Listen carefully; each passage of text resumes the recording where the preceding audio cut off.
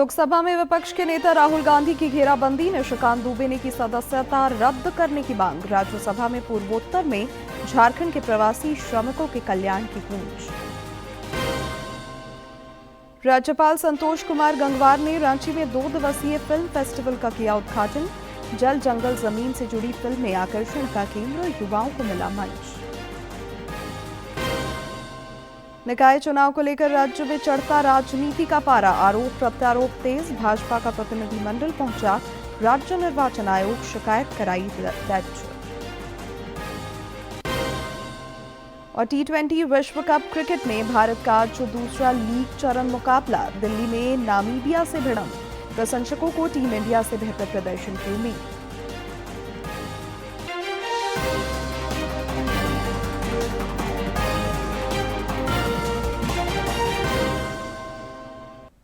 नमस्कार, खबरें झारखंड में आपका स्वागत है। मैं हूं शिवानी कुमारी और अब समाचार विस्तार से। संसद के बजट सत्र का आज 12वां दिन है। राज्यसभा में आज लोकहित और विकास के मुद्दों की गूंज रही। इधर लोकसभा में विपक्ष के हंगामे की वजह से प्रश्नकाल की कार्यवाही ठीक तरीके से नहीं चल सकी। पीठासीन सभापति कृष्ण प्रसाद तेनेटी ने सदस्यों को समझाने का प्रयास किया, लेकिन वे नहीं माने। माननीय सदस्यगण, ये प्रश्न पूछा गया है कर्नाटक से एक महिला एमपी से एक बहुत ही इम्पोर्टेंट मुद्दे पे प्रश्न पूछा गया मंत्री जी को। मंत्री जी ने समझ दिया। आप क्या नहीं चाहते हैं कि महिला सदस्य प्रश्न पूछे? आप नहीं चाहते? इतना अच्छा प्रश्न पूछे महिला सदस्य कर्नाटक से, आप ही के पार्टी से है, और उनका जवाब आप सुनने के लिए तैयार नहीं है। Supplementary Balashowry Vallabhaneni, supplementary please. नहीं, मैं आपसे और एक बार रिक्वेस्ट करता हूँ, आप अपनी अपनी जगह जाइए। ये प्रश्नकाल है। Very very important questions are being raised. Kindly listen to the answers. Please go back to your chairs. Please go back to your chairs and sit down and listen to the proceedings of the House. Supplementary.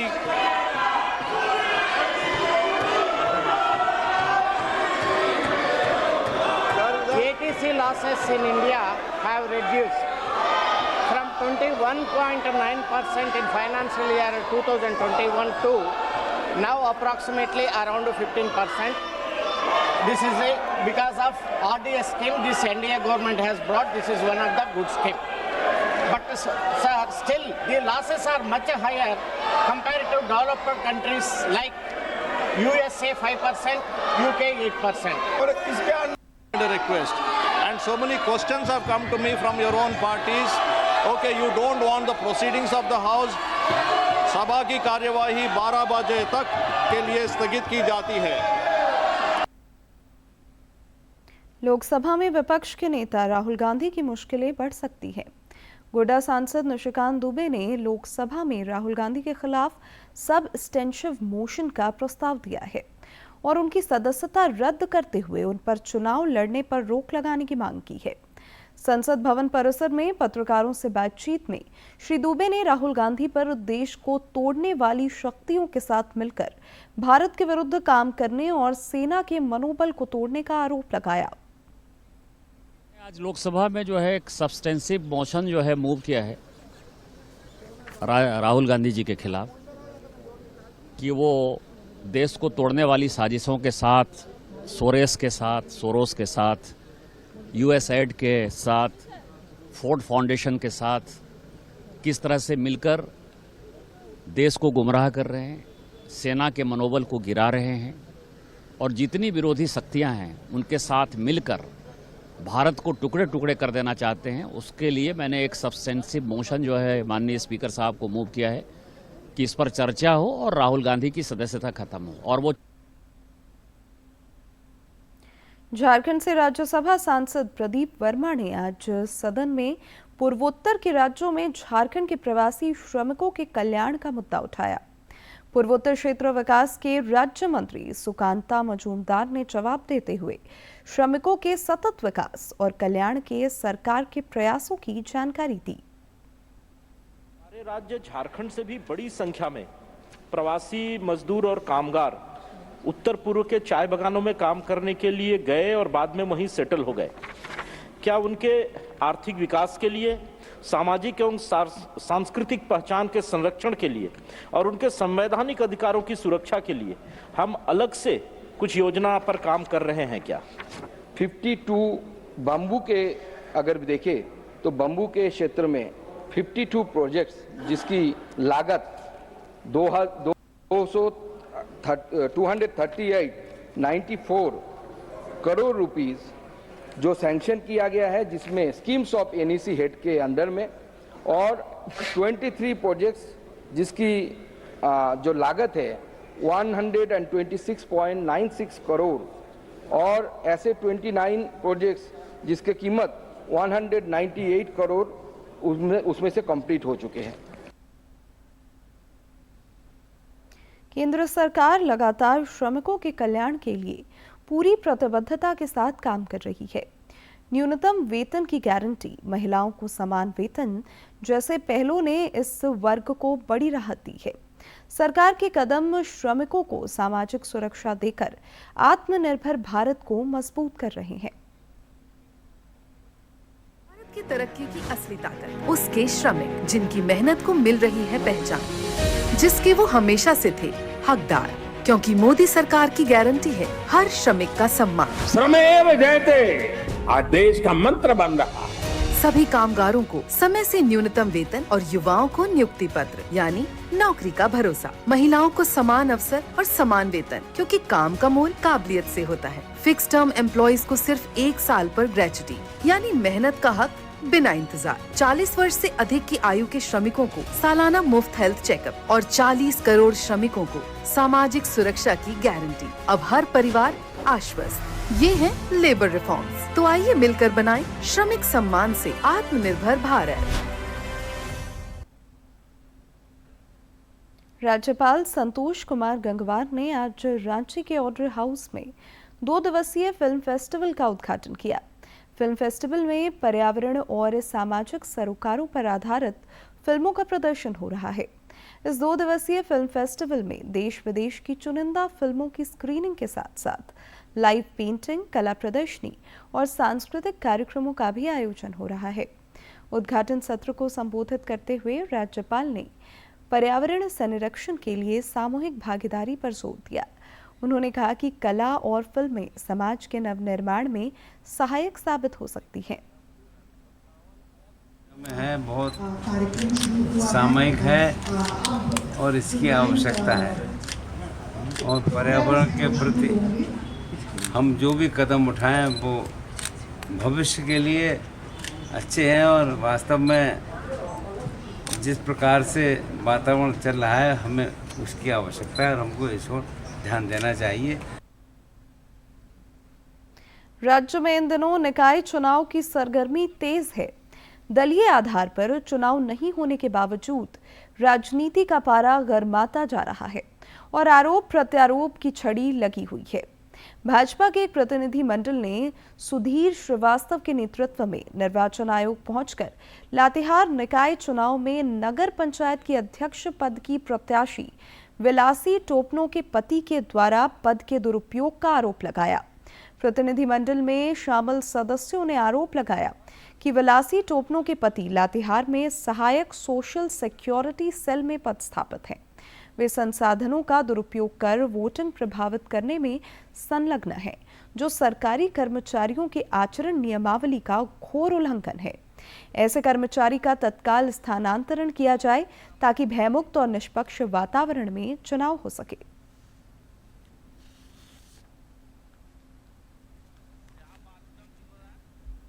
Latehar निकाय चुनाव में नगर पंचायत के अध्यक्ष पद की प्रत्याशी श्रीमती विलासी टोपनो हैं, और आश्चर्य होगा आपको ये जानकर कि उनके हस्बैंड जो हैं पति, वहीं पर लातेहार में ही श्री नीलेश टोप्पो सहायक सोशल सिक्योरिटी सेल समाहरणालय लातेहार में पदस्थापित हैं, और खुलेआम अपनी पत्नी के चुनाव प्रचार में सरकारी पद का दुरुपयोग करते हुए, सरकारी मशीनरी का दुरुपयोग करते हुए, सरकारी सामान का दुरुपयोग करते हुए पूरे लातेहार में माहौल बनाए हुए हैं।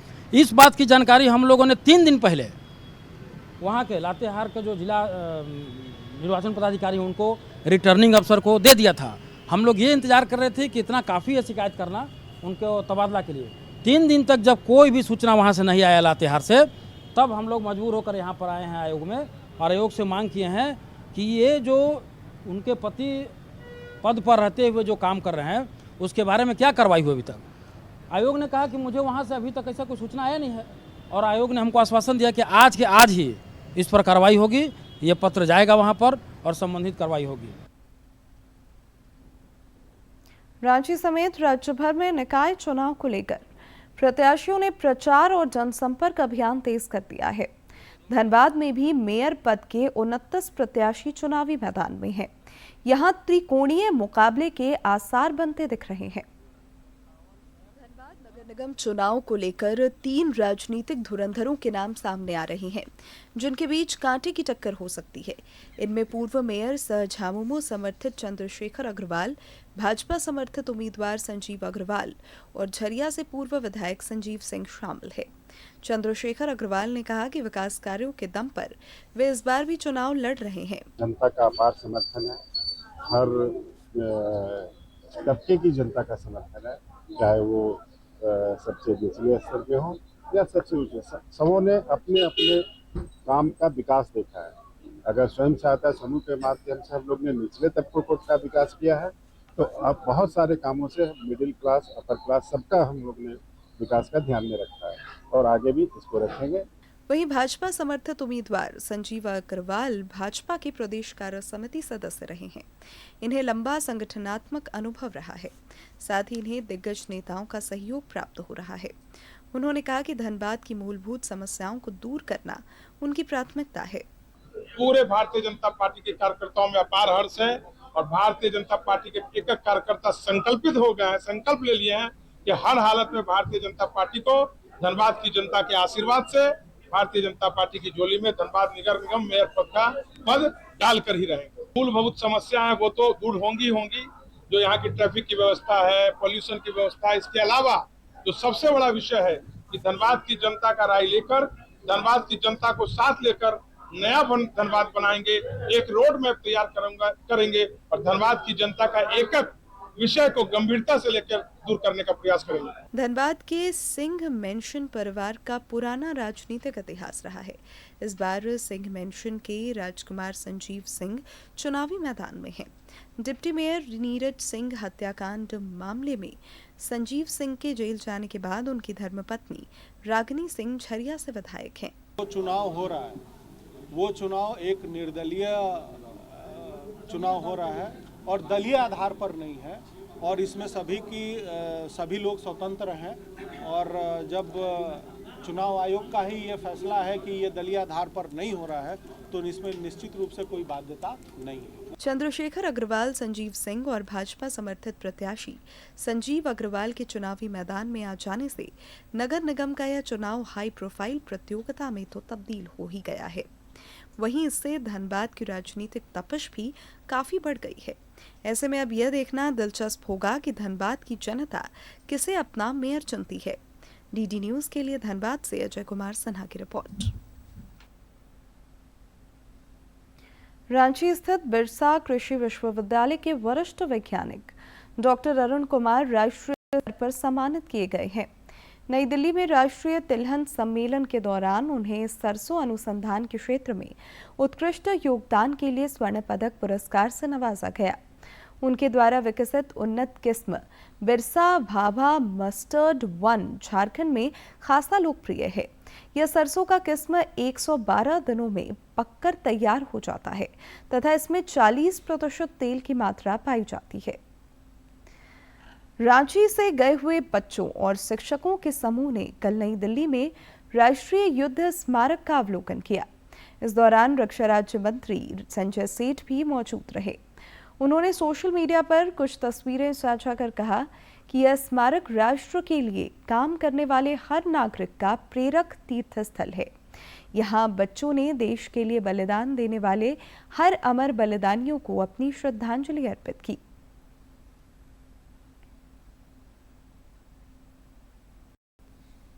और समाचार, गृह मंत्रालय ने सरकारी समारोहों, स्कूल सभाओं और नागरिक पुरस्कार समारोहों में राष्ट्रगान से पहले राष्ट्रगीत वंदे मातरम के 6 श्लोकों का पूर्ण पाठ करने के लिए प्रोटोकॉल जारी किया है।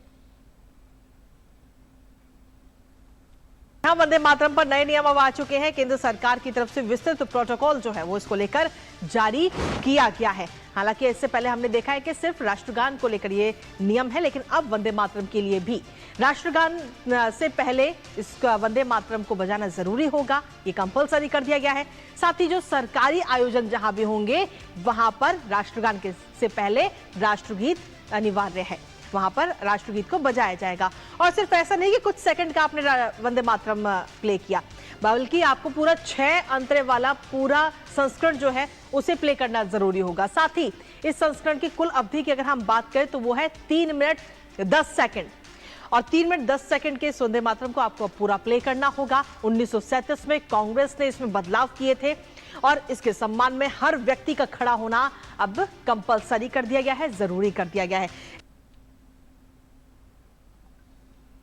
महाशिवरात्रि का त्योहार 15 फरवरी को श्रद्धा और आस्था के साथ मनाया जाएगा, जिसको लेकर राज्य भर में तैयारियां तेज हैं। महाशिवरात्रि से पहले बाबा बैद्यनाथ मंदिर परिसर के 22 मंदिरों के शिखरों से पंचशूल उतारने की अनोखी परंपरा एक बार फिर शुरू हो चुकी है। राज्य के अन्य शिवालयों में भी तैयारियों को अंतिम रूप दिया जा रहा है। प्रशासन और मंदिर प्रबंधन का बाबा भोले के भक्तों की सुविधा और सुरक्षा पर खास फोकस है। रांची के पहाड़ी बाबा मंदिर में भी बाबा भोलेनाथ की बारात के सिलसिले में विभिन्न अनुष्ठान हो रहे हैं। रांची समेत राज्य भर में महाशिवरात्रि पर शिव बारात निकलेगी और झांकियों का भी प्रदर्शन होगा। धनबाद में बेहतर विधि व्यवस्था को लेकर पुलिस प्रशासन सजग है। कोर्ट मोड़ स्थित पुलिस कंट्रोल रूम से अपराधियों और असामाजिक तत्वों के खिलाफ सख्त निर्देश देने के लिए फ्लैग मार्च हुआ। इस दौरान पुलिस अधिकारियों ने नागरिकों की सुरक्षा और समस्याओं के समाधान को प्राथमिकता बताई। मौके पर लोगों को यातायात नियमों का पालन करने और अपराध पर अंकुश लगाने के लिए सहयोग की भी अपील की गई। अभी हम लोग यहाँ से निकल करके बैंक मोड़, धनसार चौक सिटी सेंटर, रणधीर वर्मा चौक, पुलिस केंद्र, स्टील गेट और गोल बिल्डिंग जो है जो पूरा सिटी का एरिया है उसको हम लोग वहाँ पे एंटी क्राइम चेकिंग में सहयोग करेंगे और अड्डाबाजी के विरुद्ध अभियान चलाएंगे। जनता से यही रिक्वेस्ट करेंगे कि जो ट्रैफिक का समय है इसमें ट्रैफिक नियमों का पालन करें, ट्रैफिक नियमों का पालन करते हुए ड्राइविंग करें, और जो अगर कहीं दिक्कत है तो उसके लिए सिटी हॉक की टीम भी लगी हुई है। हमारा डायल 112 टीम जो है वो 24/7 फंक्शनल है, तो कोई शिकायत है तो डायल 112 पे कह सकते हैं, हम लोग तुरंत उसको रिजॉल्व करेंगे। धनबाद के गोविंदपुर थाना क्षेत्र अंतर्गत एलेक्सा आईटी सॉल्यूशन में कल तीनों पालियों में हुई एसएससी एमटीएस की परीक्षा रद्द कर दी गई है। इससे परीक्षार्थियों में काफी आक्रोश दिखा। ऑब्जर्वर की ओर से बताया गया कि सर्वर में गड़बड़ी के कारण परीक्षा को रद्द करना पड़ा। उन्होंने बताया कि परीक्षा की अगली तिथि जल्द घोषित की जाएगी।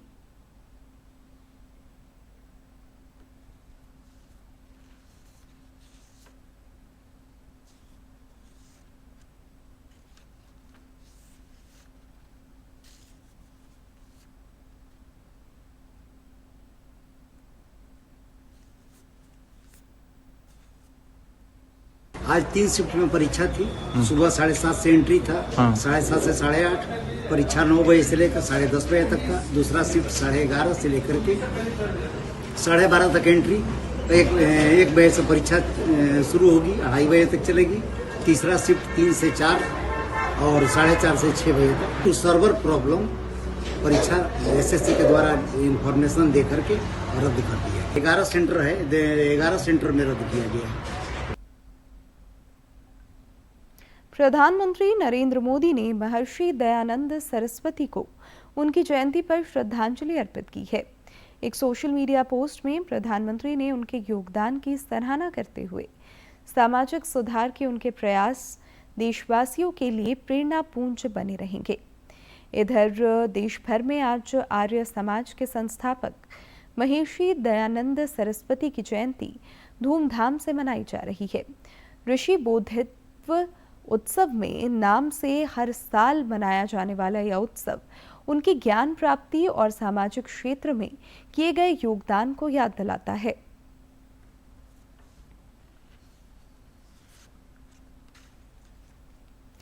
और अब बात मौसम की।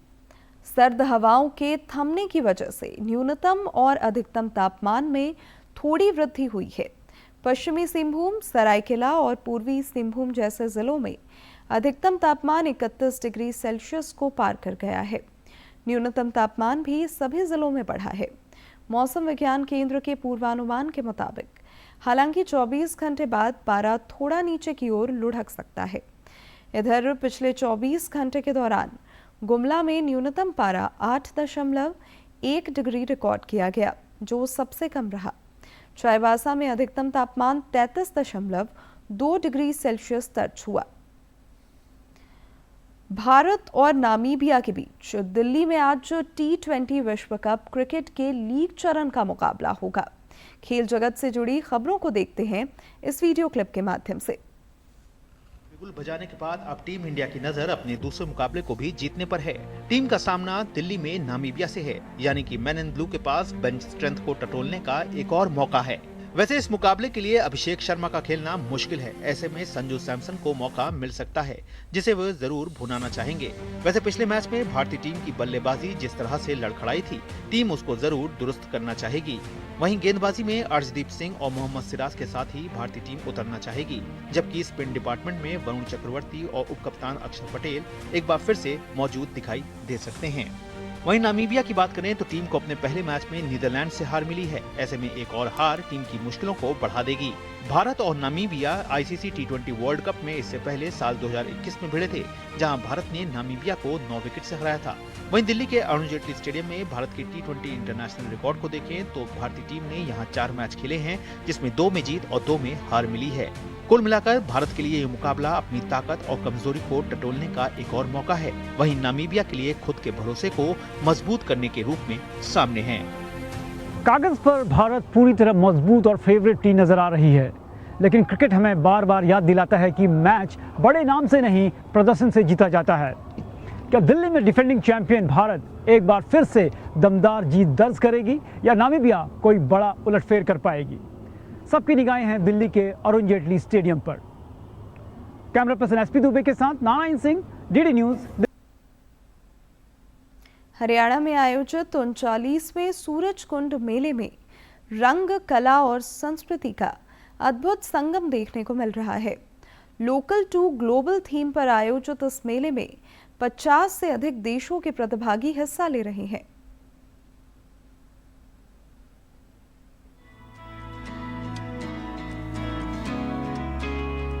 रंग, कला और संस्कृति का महासंगम हरियाणा के सूरजकुंड में एक बार फिर सजी है देश दुनिया की लोक परंपराओं की अनोखी झलक।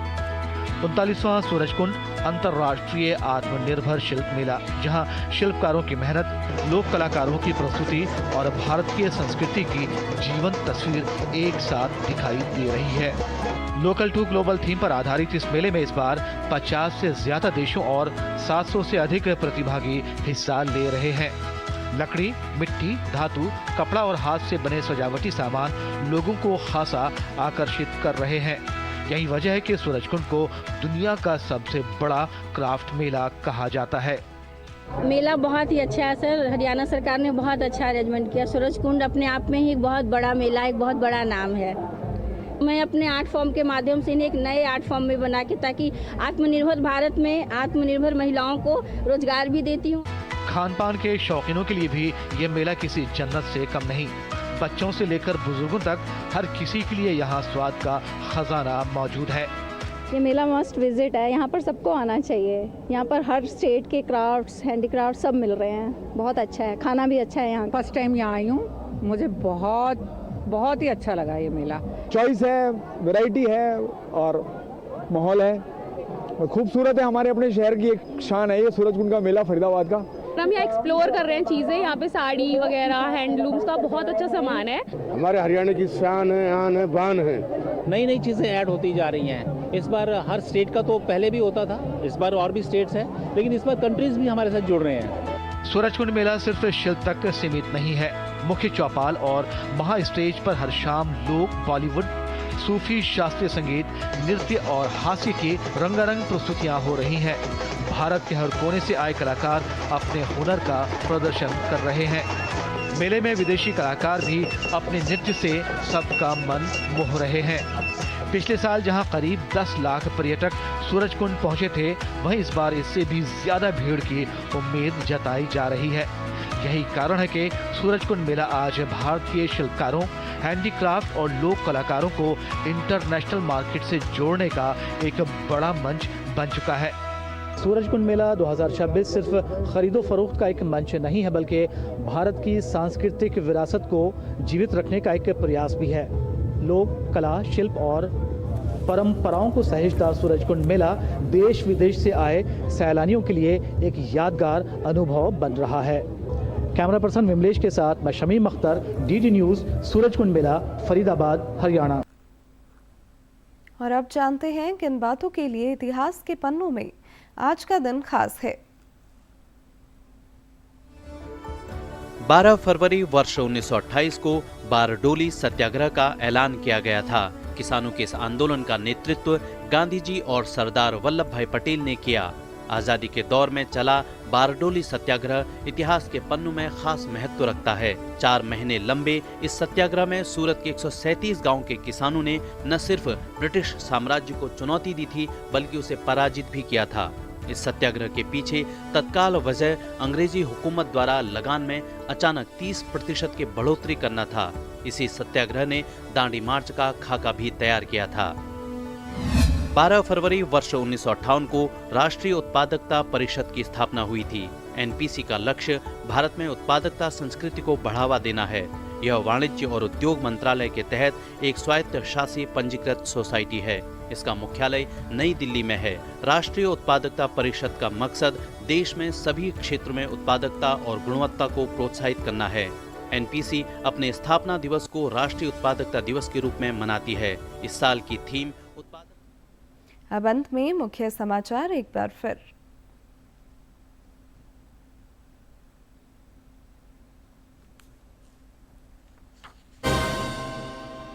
लोकसभा में विपक्ष के नेता राहुल गांधी की घेराबंदी, निशिकांत दुबे ने की सदस्यता रद्द करने की मांग। राज्यसभा में पूर्वोत्तर में झारखंड के प्रवासी श्रमिकों के कल्याण की गूंज। राज्यपाल संतोष कुमार गंगवार ने रांची में 2 दिवसीय फिल्म फेस्टिवल का किया उद्घाटन। जल जंगल जमीन से जुड़ी फिल्में आकर्षण का केंद्र, युवाओं को मिला मंच।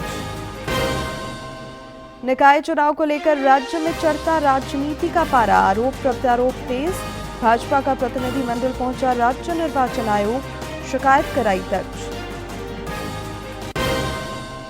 और T20 विश्व कप क्रिकेट में भारत का आज दूसरा लीग चरण मुकाबला। दिल्ली में नामीबिया से भिड़ंत, प्रशंसकों को टीम इंडिया से बेहतर प्रदर्शन की उम्मीद।